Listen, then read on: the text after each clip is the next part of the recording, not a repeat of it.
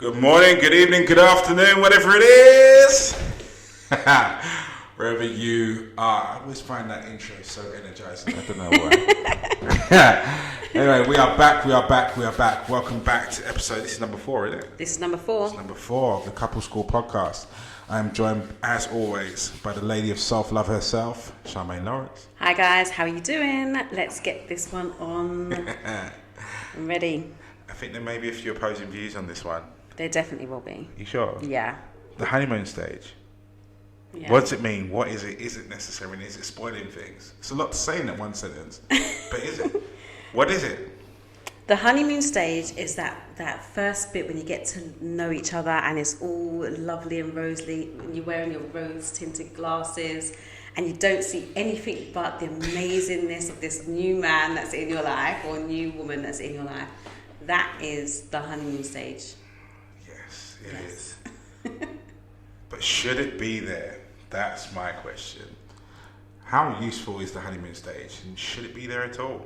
I don't think it should have the title honeymoon stage. I think that sets it up for failure, doesn't it, really? Yep. But there is this stage in the beginning which is just all new and fresh and it's lovely and you're getting to know everything about this person and everything is just fancy and great. I mean, for some people it's quite short. My honeymoon phase was very long. Like I had a very long honeymoon phase.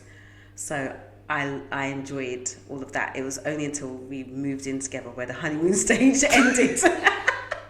But did the honeymoon stage end when you moved in, or did just other influences happen where they're just other, because obviously there's kids now involved that are living in you cohabitating.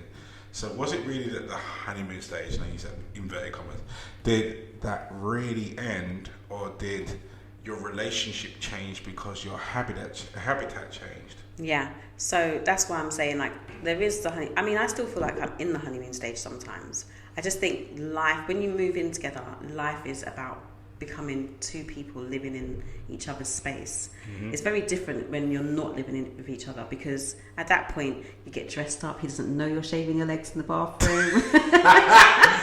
He doesn't see. The first time he sees you is when he literally comes to the door to get you. Like all of those things, like it's like fresh and new. And then so now it's like you're in the bath, you're shaving your legs. He comes in to wash his hands and using the toilet. Like, you know, it's just not as special, I guess, because it's not new anymore. I guess honeymoon stage is what people consider to be the new stage of getting to know someone. But I know what you're going to say. What? That the honeymoon stage, the name honeymoon stage is like, it sets you up for failure. 100%. I think it does. I think it should just. I think relationships should just be. You know, they should just be how they're supposed to be from the get-go, and that's just the two of you hitting a level of honesty and going, yeah, you know what, we're going to do this thing called life together, and this is what I like, this is what I don't like, this is what I'm expecting, this is what I'm going to give to you. And maybe it sounds too contractual. I've been accused of that before, but I just think it's... No, it's really old school, I think. I think the honeymoon, labeling something the honeymoon phase, and I think people lead relationships with it going, okay, well, I've got the honeymoon bit and then there's the relationship afterwards. And I think there's almost this segregation between that bit. And again, it sets that expectation of, okay, right, well, it's gonna go to crap. It's gonna get bad at some point. It's gonna come down at some point. We can't be on this high why can't you be on this high all the time? Why can't what you start with be what you are?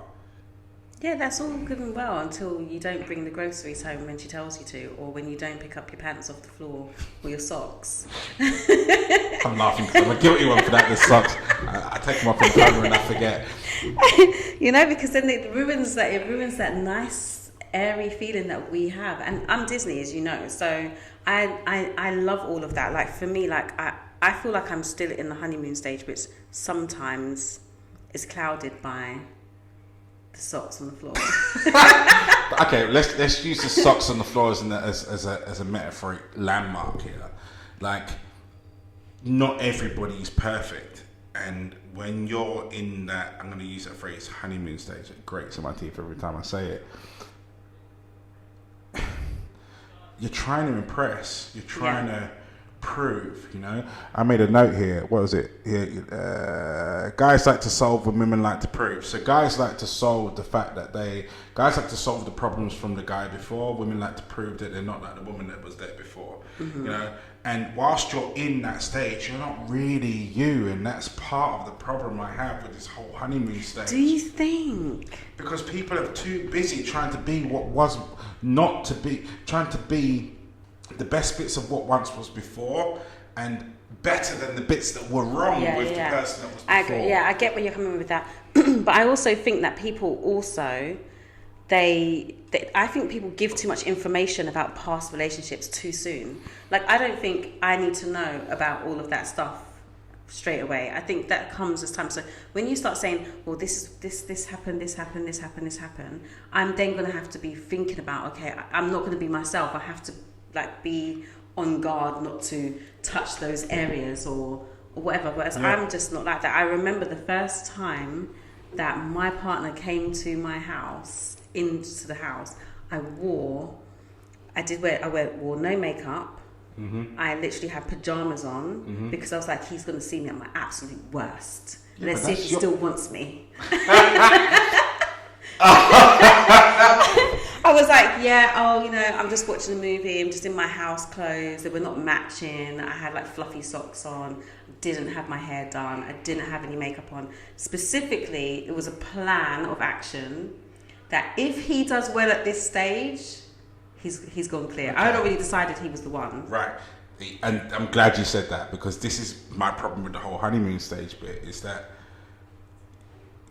if you've decided to be in a relationship with someone, then you've decided to be in a relationship with someone. Yeah, but you don't know who's showing up as there. Well, you should do. That's my problem. Because when you're coming along with this whole honeymoon phase where, you know, I call it the knight in shining armor syndrome for guys, you know, we come riding in the shining white horse trying to be better than the guy that was there before. Yeah. But that's not you. You see that when I used to love Big Brother when it first came out, first 2 episodes. After that it went to trash. But the first 2 episodes of Big Brother was the biggest psychological, like, observation thing. I loved it. Yeah. Because they weren't trying to be manipulative in the beginning. They weren't trying to find the most weird people they could find in the world. They weren't trying to find broken people, which is what it turned into. Yeah. And stuffing them in the house and making them worse. It was a psychological experiment. Just stick 12 people in the house and see what happened. You know? And what you watched was, for the first 5 to 6 weeks, people were very conscious of the cameras. Very conscious of the cameras. Yeah. After 6 weeks, they didn't see the cameras anymore, and the real Slim Shady showed up. Yeah. This is what I think what happens in relationships with the honeymoon period. For the first 6 weeks, we're busy trying to be the guy or the girl the opposite of the guy or the girl that messed up. Yeah. The guy that showed that the guy or the girl that doesn't hurt the other person, the person that doesn't make them. We're trying to be flawless for 6 weeks. It's an impossible thing to maintain. You're human. You can't be flawless. I didn't try to be flawless. No, but you did. You did. I made a plan. You did the opposite. But even that in itself, in the test side of things, that should have just been not. He should have turned up at the house, and you be at whatever state of getting ready. But we're not. But women, we're not. We go overboard. I remember speaking to a woman that said the guy that she was dating, she did not take her wig off for months in the dating stage. I said, you slept with your wig on in the house? And she's like, yeah, she refused to take the wig off. Yeah. She did not take her makeup off. She slept still like this so that she couldn't so that nothing would move out of place. And I was like, what? Really? Like, for months? She did that for months. And I'm like, you didn't take off your wig? And she was like, no. And I was like, why not? She was like, I don't want him to see me like this. And I'm just like, now, I coached a woman that her routine was that her and her boyfriend, whatever happened at night, and she went to sleep, full face of makeup, hair done, what have you. She would set her alarm to get up at 3 a.m.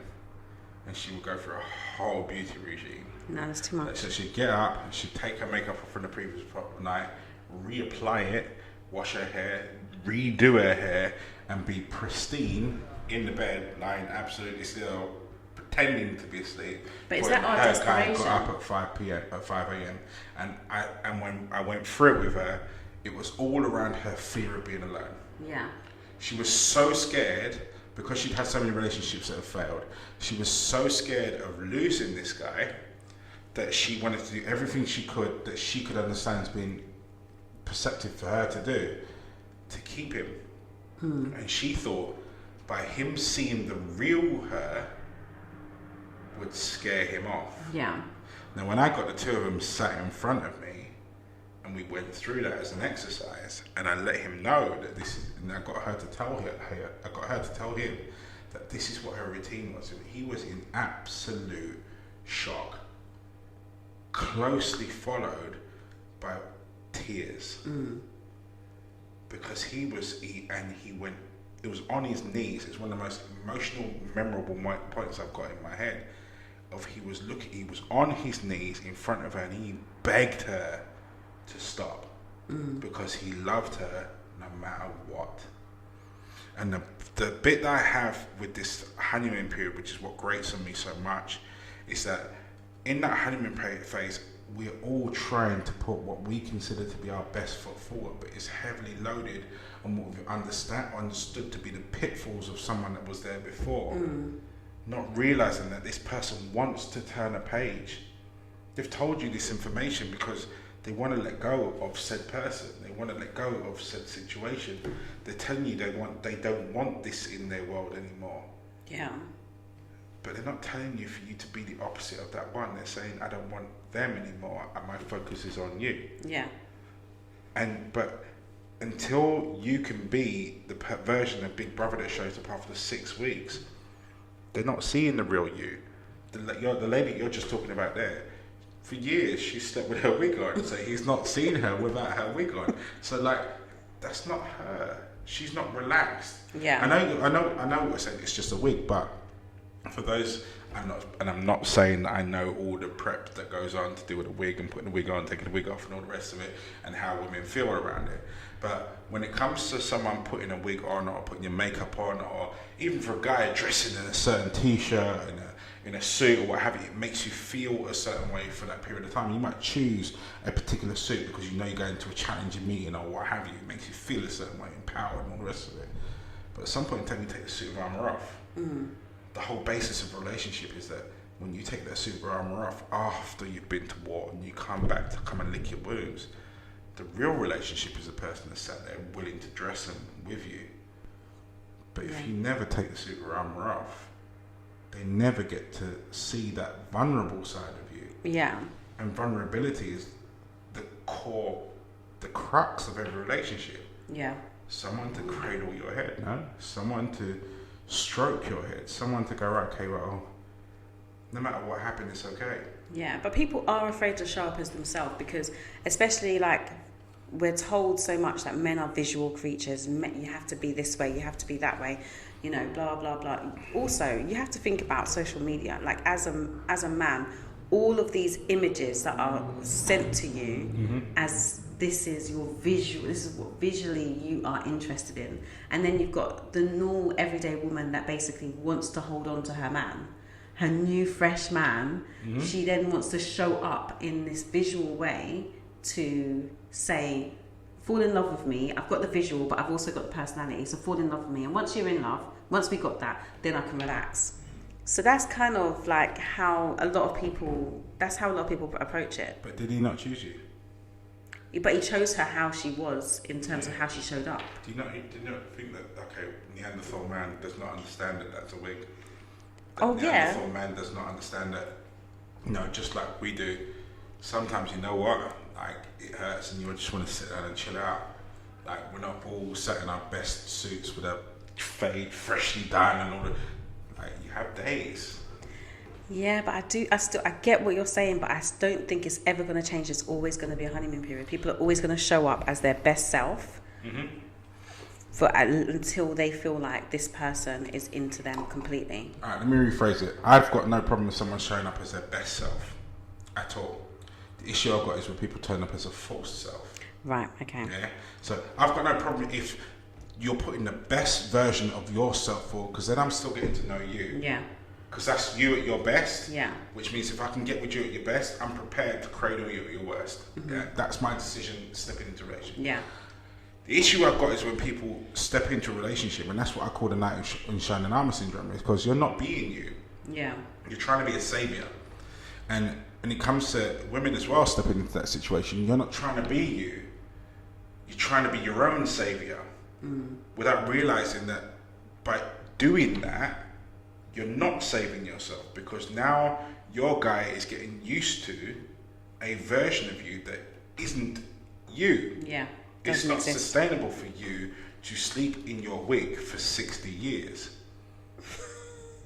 But it's not. It's not. You know? So at some point in time, the wig's got to come off. Now, don't you realise that at some point, like, if that wig comes off a year or 2 years later down the line, don't you understand something? I say to people all the time, like, when two people get together, you set a set of terms and conditions.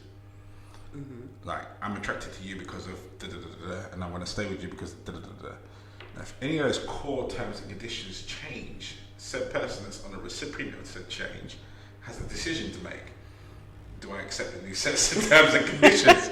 Now, if you've gone to sleep, like there are some guys, and fellas, I'm really sorry, there are some of us that are that naive that we understand, we can't tell the difference between a wig and real hair. So let's put this scenario out there.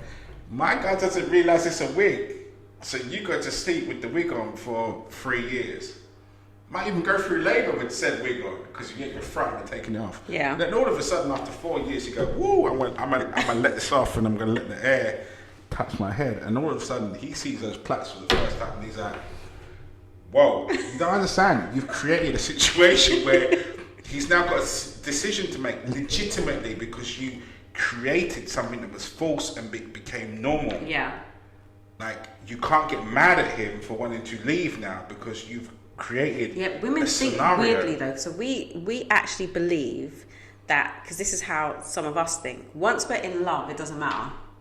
Oh wow! But with men, it's not that way. With men, it's not that way. With No us, way. they can show up as whoever they are, and we fall in love, and we will not go anywhere. We are sticking. Even with the new person, the new evolved person that's arrived. So, but men, they do not stick. Well, not to the false person. A woman will stick. You created a question mark, and you created a point of mistrust, and that's the point. You know, like he got used to you as this. Now you're this. Like men think very, very lateral. We're lateral thinkers. So what you say and what you do, that's it. When it changes, you're like, that's not what I'm used to. I'm used to this. Yeah. So bring it back to this, you know. So that's where men and women, men from Mars, women from Venus, it all sort of scatters. But when you create a situation like this, whereby, and the sex subject's an interesting one. It fits quite nicely with this one because women understand that us guys, we like sex. So you give it up at every given point in opportunity and every possible weird fantasy that we've possibly got going through our head within the first 6 weeks of the relationship. Like everywhere. Elevators, clubs, everything's on the cards. And then all of a sudden when you feel that you've got him and the relationship's cool and like that, then you're like, no, actually now my sexual frequency is this. You wonder why that man leaves. You got him used to eating 6 dinners and then you turn it into 2. Like I'm hungry. Oh Lord, you're gonna have people commenting on this now. I'm hungry. But it's a real, like, be real. Like, be like that's, and I suppose that's my overriding thing for this bit is you can put your best foot forward. I've got no issue with that whatsoever. None. But be you. Yeah. Be authentically you. Like there are different frequencies that we've got here. Sexual frequencies is a big subject. You know, when we're talking about the frequency of how often you like to have sex and how you like to have sex and the different ways in which you like to have sex. Like there are some people that are absolute freaks. Yeah. Freaks. And if a freak gets together with someone that's not so, but the not so elevates up to the freak level because they want to keep the freak. Now you're actually satisfying one but dissatisfying the other. Yeah. Eventually the one that's dissatisfied will try and come back down to the level at which they're satisfied. But now you've created a void. And you created a void that's going to make a person go, this isn't for me. Yeah. Whereas if you'd spoken honestly in the beginning, you might have come up with what we call true compromise. Yeah. And that relationship is sustained. So put your best foot forward, not pretend. Fairy tales. I don't know what label to put on it. I don't know. What do you think?